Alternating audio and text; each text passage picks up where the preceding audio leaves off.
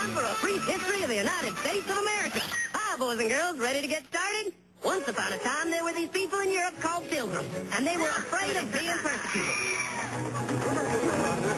So they all got in a boat and sailed to the New World where they wouldn't have to be scared ever again. Oh, I'm so relaxed. I feel so much safer. But as soon as they arrived, they were greeted by savages, and they got scared all over again.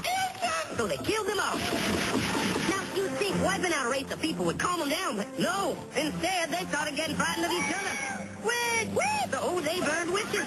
In 1775, they started killing the British so they could be free. And it worked, but they still didn't feel safe. So they passed the Second Amendment, which said every white man could keep his gun. I loves my gun. Loves my gun. Brings us to the genius idea of slavery. You see, boys and girls, the white people back then were also afraid of doing any work. So they went to Africa, kidnapped thousands of black people, brought them back to America, and forced them to work very hard for no money. And I don't mean no money like I work at Walmart and make no money. I mean $0. Nothing. Not a zip. Doing it that way made the USA the richest country in the world.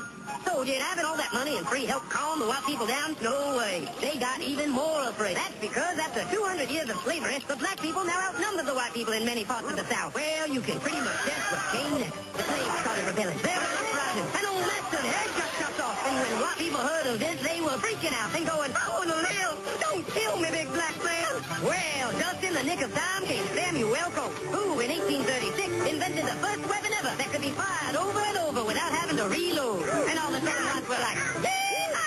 But it was too late. The North soon won the Civil War and the slaves were freed. Yep, they were free now to go chop all the old masters' heads off. And everybody was like, oh no, we're gonna die. But the freed slaves took no revenge. They just wanted to live in peace. But you couldn't convince the white people of this.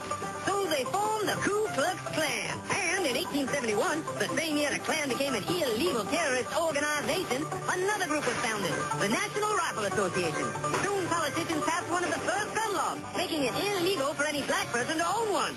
It was a great year for America. The KKK and the NRA. Of course, they had nothing to do with each other, and this was just a coincidence. One group legally promoted responsible gun ownership, and the other group shot and lynched black people. And that's the way it was all the way to 1955, when a black woman broke the law by refusing to move to the back of the bus. White people just couldn't believe it. Well, I won't say no. What's going on? Man, all hell broke loose. Black people everywhere started demanding their rights, and white people had a major freaky field meltdown. And they were all like, run away! Run away! And they did. They all ran fleeing to the suburbs where it was all white and safe and clean. And they went out and bought $250 million guns and put locks on the doors, alarms in the houses, and gates around the neighborhood. And finally, they were all safe and secure and snug as a bug.